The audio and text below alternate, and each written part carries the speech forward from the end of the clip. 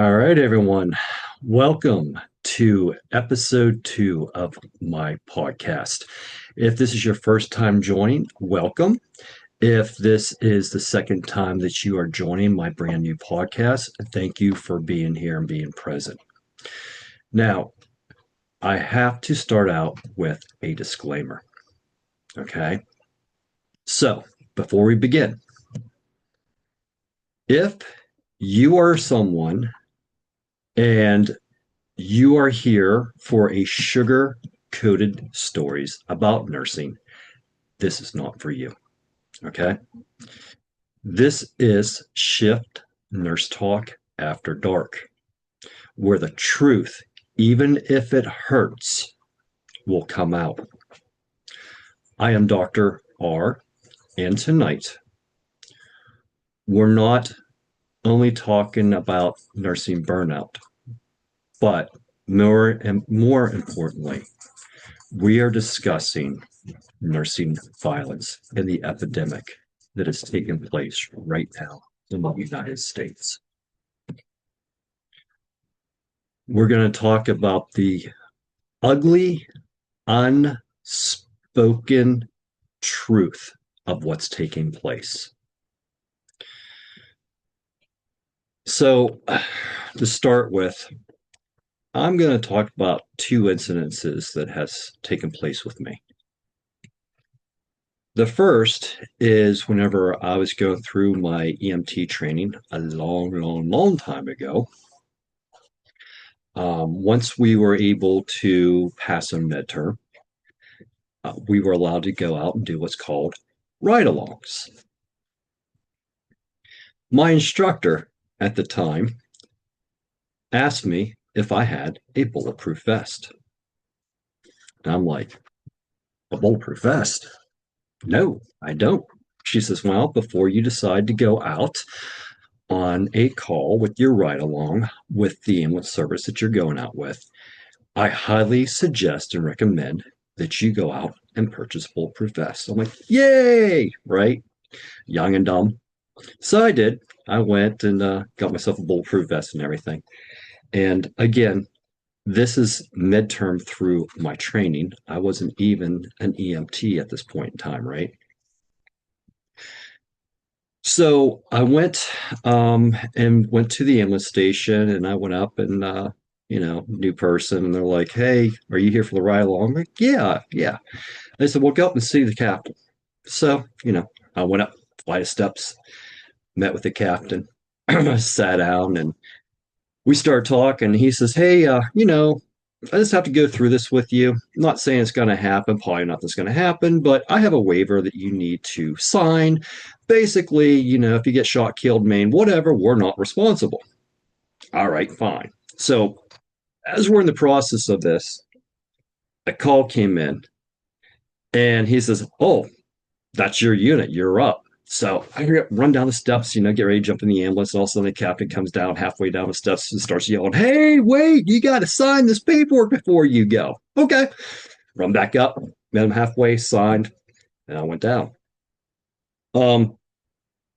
So while I was down getting ready to get in the ambulance, the paramedic, who I was extremely lucky to have met, was actually a TAC medic or a SWAT medic, probably better terms for most people to understand.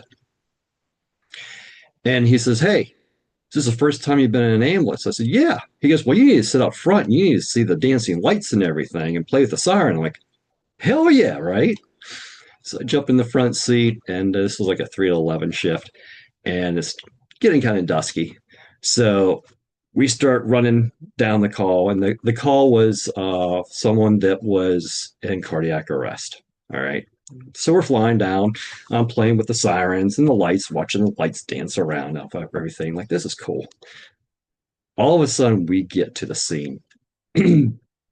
There's 5 people standing outside on the sidewalk, and this woman's screaming, "They killed my baby." Well, I, looked at the medic, looked at the EMT. I'm like, this scene's not safe, because we talk about scene safety constantly. And, if your scene's not safe, you're not supposed to get out, right? And Medic looks at me and he says, "Get out." I'm like, "But the scene's not safe." And this medic, uh, in all of his colorful true nature, he says, "Pack all the fucking shit on the stretcher and get the fuck out." Okay, whatever. Packing everything up on the stretcher, start taking it in. So to describe the scene, we're walking past and there's a sidewalk. We started going down the sidewalk, and then to get into the entrance of the place that we need to be at, there's a set of stairs that went down. Sidewalk followed it down, turned 90 degrees, and there was a little door in the basement of the house. So we go to enter, and the medic was in front of me, and I saw him kicking something. I had no idea what the heck he was kicking out of the way.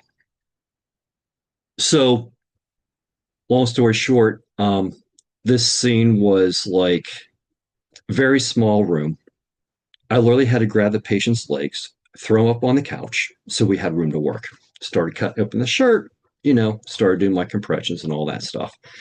Um, and something caught the corner, or something caught my attention out of the corner of my eye, right?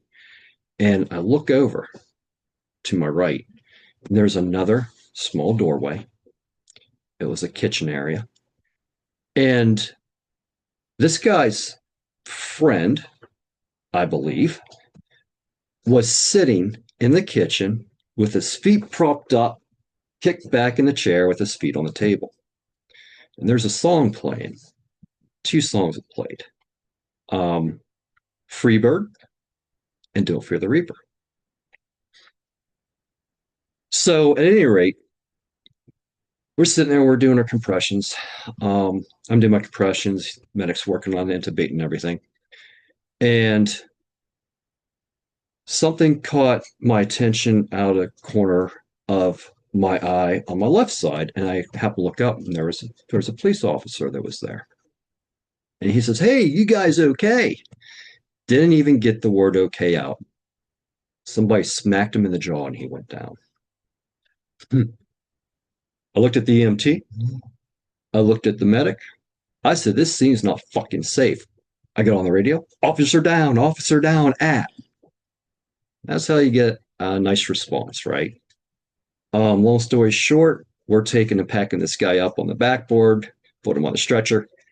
Back in the day, we did a lot of things with backboarding that we don't do so much now. But at any rate, we packed him on the backboard, got him on the stretcher, and we started to get out of there. By the time we started to come up the steps, literally, we had 15 police cruisers showing up to the scene. 5 people were getting arrested at that time. And we're taking and hauling this dead guy in the back of the ambulance. So we get in the back of the ambulance and we're taking off, and I'm back helping the medic and everything. And, we're dropping atropine and everything else down the ET tube. Long story short, we arrived at the hospital and we get there and, spoke with the physician, the ER doc, started giving a report. And next thing I know, physician says, "Hey guys, there's a detective waiting for you." I looked over at the medic, I'm like, "A detective?" He goes, "Yeah, it's considered a homicide right now, so we have to go speak with a detective." I'm like, "Jesus, this is my very first call ever. I'm not even an EMT, and now I have to speak with a detective? Awesome, right?" So we get in a small room. Now this is where things get interesting. We go in the room and we're starting to give report to the detective and our statement and everything, right? And all of a sudden, the medic looks at me, he bumps my arm. He says, "Hey, Michael, did you see those bear traps?" I'm like, "Bear traps?" He goes, "Yeah, there were 4 bear traps around the body. Didn't you see that?" I said, "No." "Well, I moved them out of the way for you." I said, "Well, I saw you kicking something. I don't know what it was, but that's what he's doing. He's literally kicking the bear traps out of the way.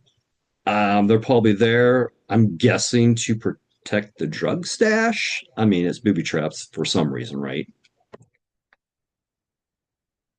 Here's the thing. Again, I wasn't even fully through my EMT training.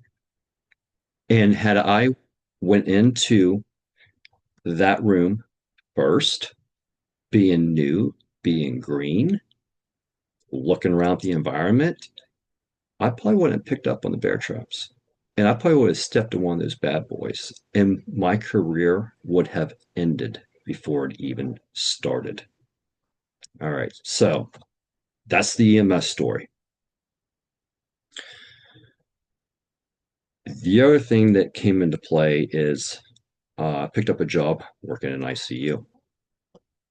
We had this individual. I have no idea if it was true or not, but he was built, stated he was a Army Ranger and he's going to kill me. Back up. I'm not sure exactly what happened, but he was in bed 6 and he started screaming at one of the nurses, just getting really aggressive. And I wasn't going to have it, right? So I went into the patient's room slowly, just trying to talk to him, just try to de escalate. And the next thing I know, he grabbed my stethoscope that was around my neck. He started strangling me. He says, I'm going to kill you. Now, um, as he started to strangle me, it got to the point where I started having that tunnel vision starting to come in. I was getting ready to lose consciousness. Next thing I know, um, the patient ended up on the floor. Luckily for me, I have a very extensive martial arts background. I've also been an instructor. And luckily for me, um, I was able to save my life at that point in time. Now, the patient did end up having some sedation and went out for a psych consult where he remained for a couple of weeks. Here's the thing. When I went through nursing school a long, long, long, long, long time ago, it was mentioned to us that in the nursing field, expect that you're going to be bit, punched, kicked, spit on, you name it, it's going to happen. And that was kind of the tone and things that was set. That has since evolved to now be prepared to be shot at, stabbed by patients, by family members. Um, it's definitely nursing has taken a completely different shift of the violence that is escalating. And I can tell you in my area alone, within this past year of 2025, there were 3 incidences that made the news. Um, 3 different facilities, 3 different hospitals, where gunmen has went in and started shooting up the place. Um, Again, this is kind of my short story with things, but the violence in nursing and the medical professional as a whole, is becoming an all-time high in the United States. Um, it has been reported that, and this is according to the American Heart Association, and this was in 2024, half of all United States nurses have experienced verbal abuse or physical assault in the last 2 years. Now, here's a statistic that should be alarming to all of us. Over a quarter of those nurses are now considering leaving their jobs as a direct result from the verbal and physical abuse. There was an incident that didn't make the news in my area where there was an ER nurse that was working, trying to help people, and a patient turned combative for whatever reason, and he had bludgeoned her so badly that she lost the vision in her eye. She had skull fractures from his fist. And this person, even if they wanted to work as a nurse, will not be able to work as a nurse due to the significant damage that took place. That being said, if you have anything that has taken place to you or something that you have witnessed, please leave a comment on the YouTube here on this podcast. Please let me know, tell your story. If you would like to meet with me and do a podcast together so that we can share your story, if you're willing, it would help a lot of people out because, again, we don't talk about this in nursing. It's just one of those things that, it happens. We're taking care of people and patients who are confused, chemically altered, demented, right? And the biggest thing is, at least up until at least 2019, I'd say, things aren't reported because we as nurses, what do? We take care of everybody else, but we don't take care of ourselves. And if we're attacked, we chalk it up to patients confused, we're seeing them on the worst day of their life. Yes, and that's true. But that does not give people the right to put us in danger. It does not give patients the right to verbally attack us either.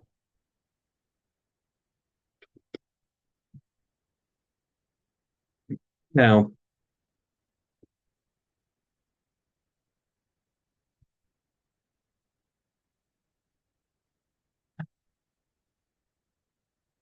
again, we're just basically told to smile, shake it off, move forward, right? And then whenever nurses are like, hey, I need to find another job, or I need to go to a different floor, I need to go to a different unit, I got to find something else, then it comes in and we're told it's nursing burnout. It's not nursing burnout. It's fucking moral injury. And if you do not know who Z Dog MD is, I highly recommend that you look him up on YouTube and he discuss what moral injury is and not burnout. Please watch his YouTube on that. I believe he has a couple of YouTube videos on that. Nursing burnout, it's not an epidemic right now. People are doing everything they can to take care of other people, and we're being assaulted. And it's not right.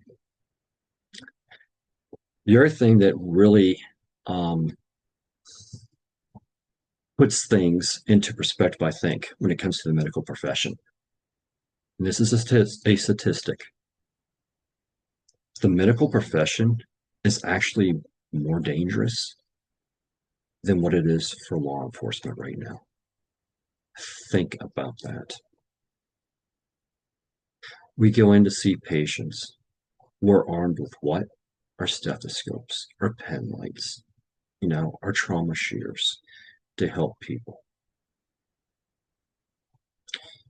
We're not going to people's homes with guns on.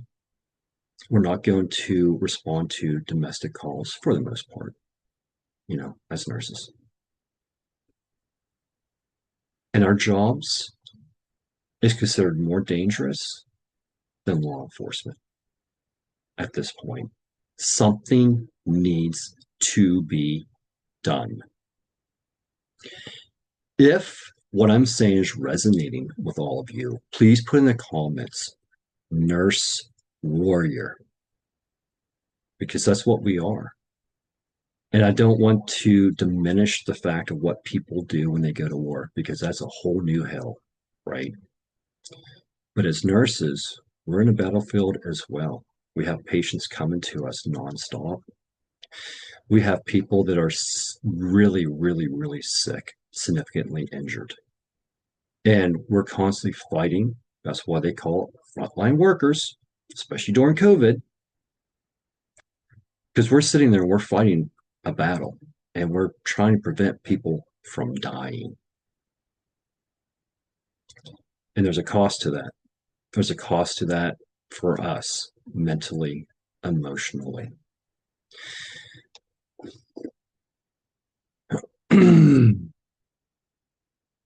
So I am going to definitely get into the statistics of things right now. According to the Bureau of Labor Statistics, the healthcare sector accounts for nearly 75% of all non-fatal workplace violence and injuries in the United States. Let's break that down just a little bit further. That means that 3 out of every 4 assaults that happen at work happens to us. And let's let that sink in. Healthcare workers are 5 times more likely to be assaulted on the job than workers in any profession.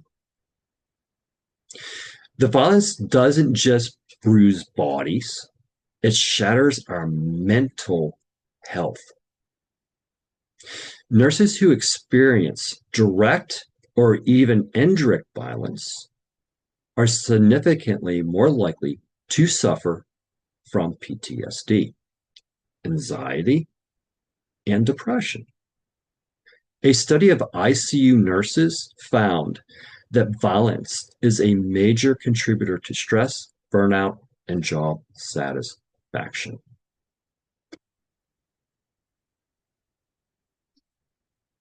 If you're still with me, thank you for listening. I ask that you continue to listen until the end because I have a couple of things that I want to share with you. And I think the majority of you will find this some valuable information. Now, let's talk about the financial toll that goes with these staggering numbers. Okay. A recent American Hospital Association report estimated that the total financial cost of violence to United States hospitals are more than $18 billion annually. And that number's rising. Again, this isn't just about security guards and cameras. It includes billions of dollars spent on treating victims of these assaults. Violence is costing the healthcare system, and it's costing us our careers and our well-being. But there's a way forward. And one of the messages I want to put out there on the way forward is I am personally working with someone. His name is Master Wong. He is a Kung Fu master. And we are working on a system that's going to be designed and developed specifically for healthcare workers. I'm not going to get into the system that deeply. But what I want you to know is it is a holistic approach to what we need as nurses. The holistic approach is going to be looking at nutrition. What do we do as nurses? We stop and eat all the time because, all we do is sit there and play cards at the desk, right? We don't get up and we don't do any charting. We don't take care of people.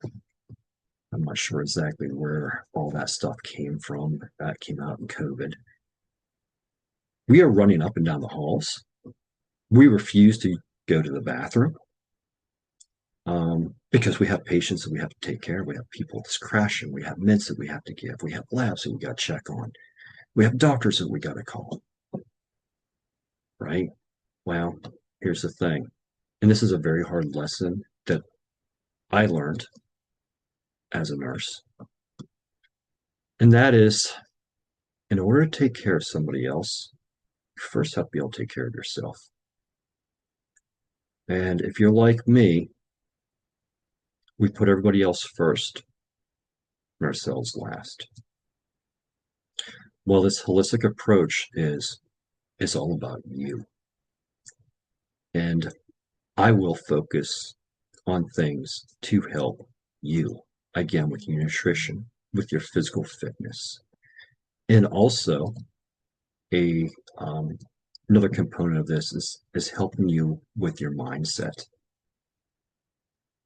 And of course, there's going to be a component to all this, and that is how to protect yourself. And not only protect yourself, but also protect your patient. If you ever find yourself in that unfortunate event. And the two stories I told you earlier about my first call with the bear traps, good stories, good times. And being strangled with my stethoscope. That's not even the tip of the iceberg of all the things I have witnessed, seen, and been through. There has been patients that has came to the ER, helped people up at gunpoint to get the narcs. My area, I can tell you, and I know the count has gone higher. We've had ambulance stolen. Literally stolen. People drive down the highway, not in uniform. Police happen to pull them over for some strange reason, right? Why? Because we need to get the narcs. I got news for you. EMS, we don't have a whole lot of narc vials that we carry in our ambulance lockbox. It's really not worth stealing a vehicle and being charged with that. Because again, we don't carry that many vials and that many narcs. However, I do understand that, we do have a major epidemic and people are addicted and will do just about anything to get and score ahead. But people need to realize something. To get your fix and steal in that ambulance, you can be killing people. Because we don't have the ambulance to get out there and be in service to help somebody who had a vehicle accident that's bleeding out. You come into an ER and hold the place up at gunpoint. Who's going to take care of the people that's coming in and they're trying to receive patients from the ambulance with this, or people walking in?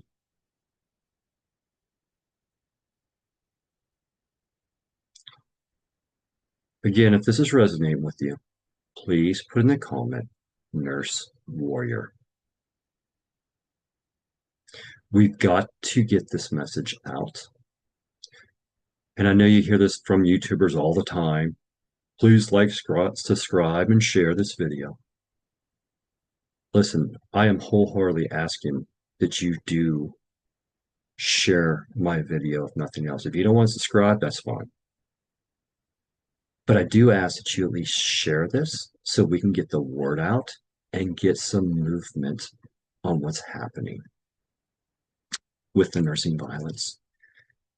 We need to come together as nurses, as medical professionals as a whole, medics, EMTs, doctors, nurse aides. We're all in this battle together. And all we want to do is help people. Now, with that being said, um, if you've been hit and threatened and screamed at, if you are going to your car, if you're checking your body for bruises before clogging out, you're not weak and you're not being dramatic in that situation. You are a nurse warrior. And the biggest thing that I want everybody to take away from this is you are not alone. And I want to provide a community for us to all be in here together, use the comments, share the stories, so nobody out there feels like they're alone. So, getting towards the end of my podcast, um, I do want to say, probably on the next episode, we're going to talk about abuse in healthcare um, some more because we just need to kind of get this out there. And I also want um, to put out there that if you are working on becoming a nurse, okay, and I'm going to share this in my description for the podcast and everything, or you know somebody who is looking to become a nurse and they need assistance with passing NCLEX, or you yourself are looking to gain access to your nursing license by passing your exam, I'm going to provide the link to my other YouTube channel on here where you can have some free content and you can kind of see how I go through and how I coach people. Now, that being said,